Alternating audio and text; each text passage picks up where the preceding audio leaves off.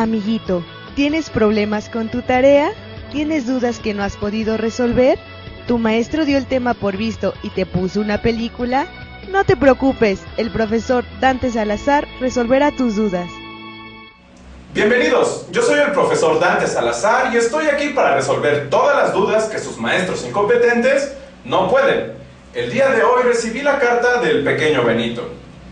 Querido profesor Salazar, desde siempre mi nombre me ha causado problemas, ya que cada 21 de marzo me obligan a salir en la ceremonia con un peinado ridículo y decir un poema cursi. Me dicen que es porque Benito Juárez era un gran hombre, pero en la clase de historia solo me cuentan que era un señor que cuidaba ovejitas, nació en primavera, fue presidente y mató a un francés, y eso a mí no se me hace la gran cosa. Espero me pueda explicar por qué ese otro Benito es tan importante. Verás, Benito, Juárez es uno de los personajes más relevantes de nuestra historia, aunque la verdad es que poco se habla del periodo que le dio fama, la Guerra de Reforma. Pero para hablar de ese momento histórico es necesario viajar a un México humillado, desmoralizado, fragmentado y en bancarrota.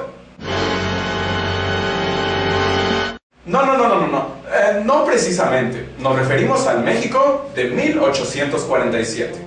Y es que los ánimos del país no podían estar más bajos, pues México acababa de sufrir la invasión estadounidense, y tras el Tratado de Rendición de Guadalupe Hidalgo, fue obligado a ceder más de la mitad de su territorio a los Estados Unidos. El descontento ocasionó guerra y levantamientos en todo el territorio. En el país imperaba el caos, y para contenerlo, el gobierno de entonces solo pudo hacer una cosa.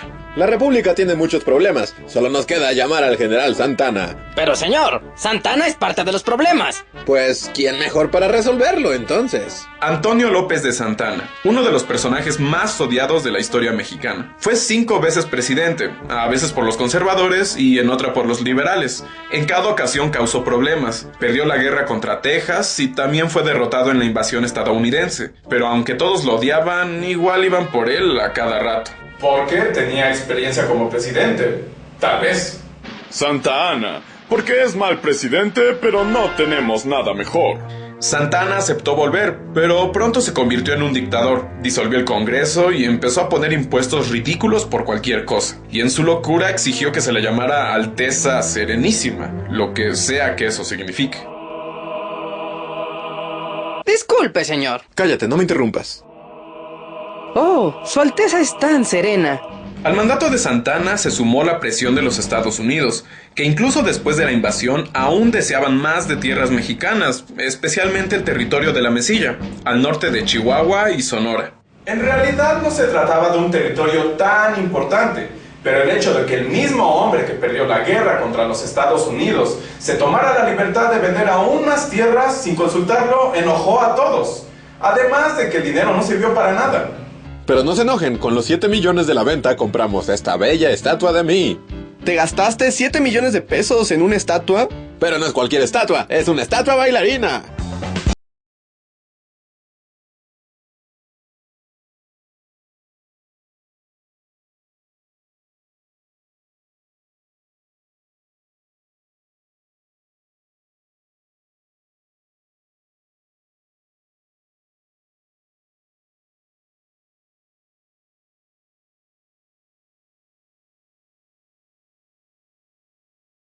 Un grupo de revolucionarios liderados por el militar Juan Álvarez e Ignacio Comonfort proclamaron el Plan de Ayutla y se lanzaron contra el dictador.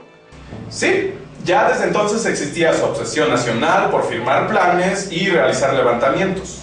En 1855, los revolucionarios alcanzaron la capital. Santana tuvo que huir del país una vez más, y los victoriosos, como venganza contra el dictador, desenterraron su pierna momificada, la arrastraron por la ciudad y luego fueron a destruir la estatua.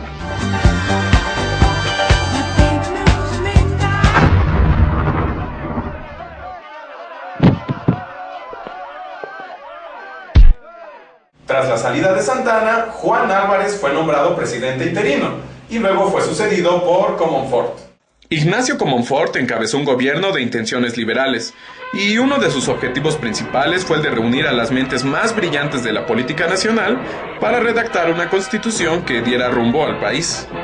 De todos los confines cósmicos de la República se reúnen aquí en el Salón del Congreso las más poderosas fuerzas del Partido Liberal que se hayan visto.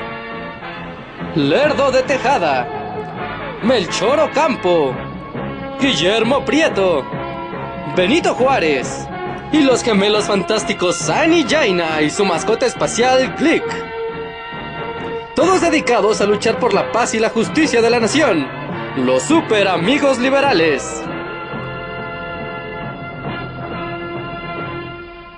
El resultado fue la Constitución de 1857, un documento liberal que establecía serias reformas al Estado mexicano.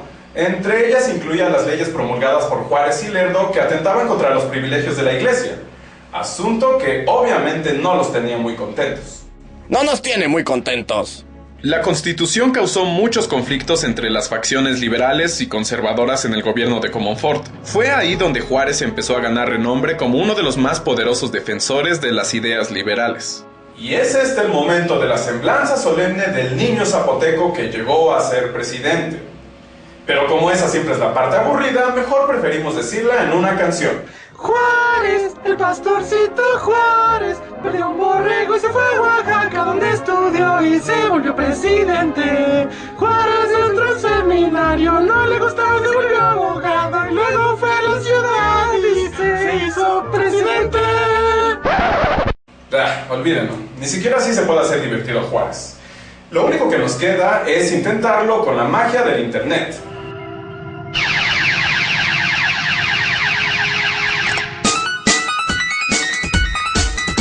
Benito Juárez comenzó con una vida humilde. Estudió leyes y poco a poco fue ganando renombre como un gran jurista, y después se convirtió en gobernador de Oaxaca. Su ascenso fue rápido, hasta unirse al gobierno de Comonfort como presidente de la Suprema Corte de Justicia. La Constitución fue muy polémica y sirvió para llevar al punto más álgido el enfrentamiento entre los grupos políticos más poderosos del país, los liberales y los conservadores. Liberales contra conservadores, la lucha épica de la que siempre hablan en la escuela, pero que en realidad nadie explica. El enfrentamiento de estos dos grupos era más complicado de lo que dice la SEP. Es por eso que he querido invitar a dos viejos alumnos que nunca se llevaron bien y que tal vez nos puedan ayudar a entender mejor todo el asunto. De este lado, un conservador común. Gracias por invitarme, profesor. Y de este otro, un liberal genérico. Bienvenido. Gracias. Según los libros, ustedes se odian mucho. ¿Es eso verdad? Por supuesto, entre nosotros no hay nada en común. Somos como el agua y el aceite. ¿Por qué? Porque nosotros los liberales queremos que México sea libre, y para eso hay que salvaguardar al Estado separándolo de la Iglesia. No, nosotros los conservadores queremos que México sea libre, y para eso hay que salvaguardar las tradiciones manteniéndonos cerca de la Iglesia Católica. México requiere una república federal que permita la autonomía de los estados para fortalecer a la nación. México requiere una monarquía centralista que unifique y fortalezca a la nación. República y constitución. Monarquía y religión. Además, a nosotros nos gustan las patillas largas y los bigotes puntiagudos. Están locos, todos sabemos que son patillas puntiagudas con bigotes largos. Eso es simplemente falta de estilo. ¿Ah, sí? Pues ven y dímelo en mi cara. Tranquilos, tranquilos, eso no es importante. Estamos hablando del país. ¿Del país qué? Eso no tiene remedio. Sí, México no puede gobernarse a sí mismo. Espera un momento, ¿qué dijiste? Que México no puede ser autónomo. Necesitamos copiar el modelo a un mejor país para saber qué hacer. Es que yo pienso lo mismo. ¿En serio? Esto es algo incómodo. Tal vez no somos tan diferentes. Hasta podríamos llegar a un acuerdo. Copiar un mejor sistema para que nos guíe. ¿Estás pensando lo mismo que yo? ¡Claro que sí! ¡Estadounidense! ¡Europeo! ¿Qué dijiste? Estados Unidos es nuestro modelo a seguir. ¡Jamás! ¡Debemos escuchar a Europa! ¿Desde cuándo se han visto partidos ideológicamente contrarios que esencialmente sean la misma cosa? No. Ya les dije que hablamos del México del siglo XIX. Las revueltas conservadoras tenían muy preocupado a Comonfort, especialmente cuando salió el plan de Tacubaya del general Félix Zuluaga, que pedía la caída del gobierno en turno y desconocía la Constitución. El gobierno liberal no puede continuar, debemos derrocar a Comonfort. Sí, abajo Comonfort, que muera, que muera. ¿Pero no eres tú Comonfort? Sí, me caigo muy mal, abajo yo, abajo yo. Comonfort, convencido de que ya no podía gobernar usando la Constitución, se adhirió al plan de Tacubaya. Hizo como que se defendía, pero entregó el poder a Zuluaga en enero de 1858. Es por eso que se dice que Comonfort cometió un autogolpe de Estado. Durante todo este tiempo, Juárez estuvo encarcelado por orden de Comonfort para que no interviniera, pero Benito no se iba a quedar con los brazos cruzados.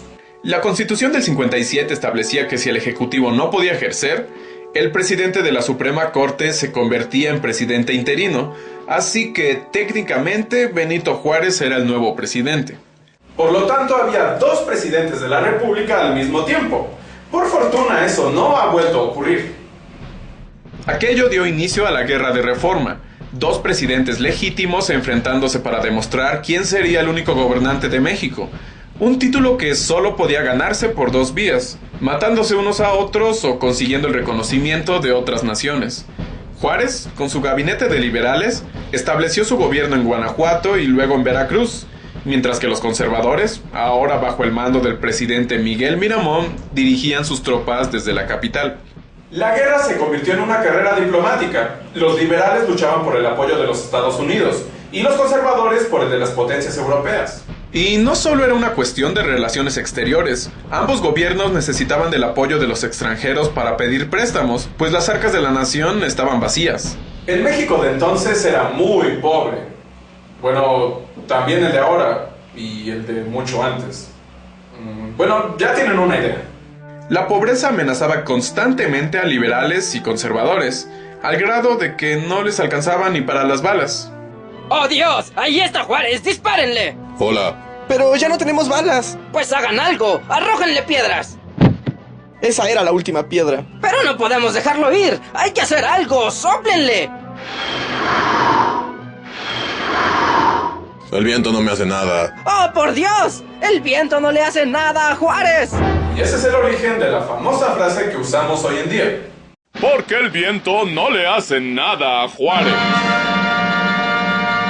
Esta es la versión de Bully Magnets y no debe ser tomada en serio. Finalmente Juárez, con el cuestionable apoyo de los Estados Unidos, derrotó a las fuerzas conservadoras y retomó el poder en 1861. Restauró la Constitución e instauró su más grande obra, las leyes de reforma, que incluía la separación de la Iglesia y el Estado, la creación del registro y matrimonio civil y la secularización de los bienes del clero.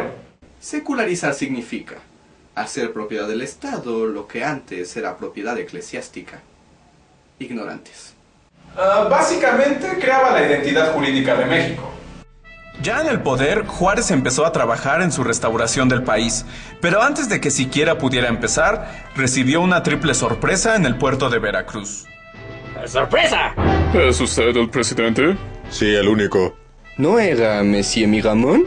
No, yo soy el presidente ahora. Pues felicidades, ahora páguenos. ¿Qué? Como presidente, Juárez tuvo que enfrentar las deudas económicas asumidas tanto por liberales como por conservadores. Cansados de esperar que México pagara, Francia, España e Inglaterra llegaron a Veracruz para exigir su dinero bajo amenaza de invasión. Sin embargo, antes de que pasara a mayores, Juárez convenció a España e Inglaterra de que les pagaría luego y regresaron a Europa. Pero Francia tenía otras intenciones. En aquellos años, el emperador de Francia, Napoleón III, veía con recelo el crecimiento de los Estados Unidos como potencia y deseaba tener presencia en América para frenar su avance. La deuda mexicana representaba una excusa perfecta para intervenir. Tropas francesas avanzaron hacia la capital con relativa facilidad, hasta que se toparon el 5 de mayo de 1852 con el general Zaragoza, con quien los franceses perdieron en la legendaria Batalla de Puebla. Y aunque los mexicanos ganaron una batalla, los franceses llegaron a la capital y ganaron la guerra. Así que continuemos. Juárez tuvo que mudar la sede del gobierno, y los franceses, en posesión de la capital, necesitaban ahora a alguien que tomara el mando del país. Por fortuna, los conservadores ya habían tomado la iniciativa. Desde la Guerra de Reforma, los conservadores habían pactado con Europa la posibilidad de establecer una monarquía en México, y la oferta seguía en pie. Conservadores mexicanos convencieron a Napoleón III de que enviara un noble para ocupar el trono mexicano, pero aún faltaba encontrar a la persona perfecta. ¿Dónde conseguiremos un noble ingenuo? Algo estúpido y que no haga muchas preguntas. Pues está ese Maximiliano de Habsburgo. No tomaré la corona de México a menos de que todo el pueblo mexicano lo demande. Sí, bueno, aquí tenemos un papel que dice que todos los mexicanos quieren a Maximiliano. Firman todos los mexicanos. ¿Puedo ver ese papel? No. Maxi, ¿podemos confiar en el embajador de México? Bueno, en ese caso, nos vamos a América. El archiduque austriaco Maximiliano de Habsburgo aceptó establecer una monarquía en México a petición de los conservadores. Era un hombre noble pero ingenuo que renunció a sus títulos en Europa convencido de que los mexicanos habían pedido su presencia. Maximiliano venía en serio, con grandes planes para México, pero lo que encontró en realidad fue muy diferente. La presencia del emperador no fue bien recibida por toda la población, especialmente por los juaristas, que todavía existían como un gobierno itinerante que recorría toda la república para no ser atrapado. Comenzó una lucha entre el imperio y el gobierno constitucional, aunque hay que decir que las intenciones de Maximiliano eran evitar el enfrentamiento. No tenemos que seguir peleando. Todos amamos a México. Lo mejor será sentarnos a conversar y crear acuerdos. No. Y es que Maximiliano resultó ser más liberal de lo que todos pensaban. Decidió mantener las leyes de reforma, lo que le enemistó con la iglesia. Tenía un plan innovador de apoyo a la educación para hacer de México una potencia mundial capaz de competir con Europa. Pero su indulgencia hacia los liberales le hizo perder el apoyo de los conservadores para impulsar su proyecto. Y como no encontraba espacio para el diálogo, Maximiliano enfrentó directamente a Juárez y los constitucionalistas. Las tropas francesas derrotaron a los juaristas una y otra vez, obligándolos a replegarse cada vez más lejos de la capital, hasta instalarse en el norte del país, en lo que hoy es Ciudad Juárez. Esta vez el viento sí le hizo algo a Juárez.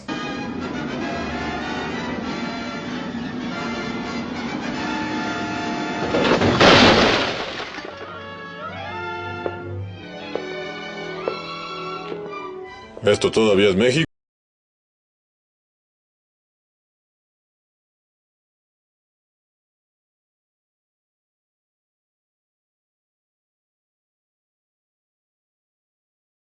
Mío, Margarita, ¿dónde estás? Todo parecía perdido para Juárez, pero entonces la fortuna y sus viejos amigos volvieron a salvarlo. Para 1867 los Estados Unidos habían concluido su guerra de secesión y bajo la doctrina Monroe obligaron a los franceses a retirar sus tropas de México. Así, sin el apoyo de Francia, ni de la iglesia, ni de los conservadores, Maximiliano empezó a perder terreno frente a Juárez y fue capturado en Querétaro tras una batalla. Maximiliano fue sentenciado a muerte y fusilado en el Cerro de las Campanas junto a los líderes conservadores, aunque hay que decir que supo morir con estilo. ¡Que mi sangre selle las desgracias de mi nueva patria! ¡Viva México! Y así murió Maximiliano, el ingenuo emperador mexicano que demostró que las buenas intenciones no sirven para nada en este país. Y que su sangre no es un buen sellador. Sangre de Maximiliano, no la use para sellar ventanas, mucho menos una patria. Juárez regresó triunfante a la ciudad, con la oportunidad de al fin desarrollar su proyecto de nación. La restauración de la República tenía grandes miras.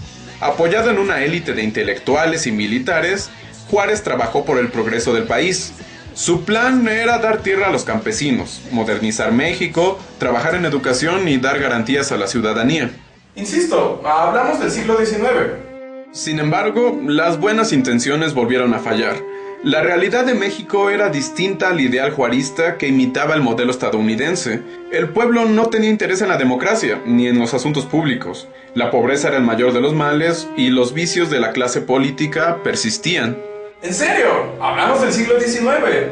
Además, Juárez, que ya era un héroe, empezó a encariñarse con su mito. No estaba dispuesto a dejar el poder. Incluso empezó a tener roces con sus allegados, como Lerdo de Tejada. Yo soy la patria, yo soy la Constitución, yo soy la República. Sin mí México no existe. ¿Quién cuida borreguitos ahora, Ja, ja, ja. No por nada soy el benemérito. Su negativa a la sucesión apuntaba a una nueva revuelta, pero antes de que la historia lo recordara como dictador, Benito Juárez murió repentinamente por un mal del corazón en 1872, consolidándolo como un héroe. La muerte de Juárez abrió paso a un militar astuto y ambicioso que continuaría el legado de Juárez a su manera, cambiando el ideal liberal de libertad, orden y progreso por el de solo orden y progreso, el general Porfirio Díaz. Y es por eso, Benito, que tu homónimo es tan importante. Pero no estés triste.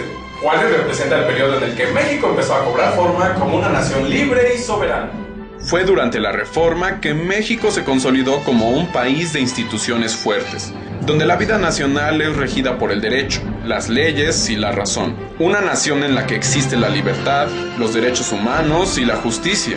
Un lugar para desarrollar la ciencia y las artes, donde el progreso nos lleva cada vez más lejos, donde el respeto al derecho ajeno nos garantiza la paz.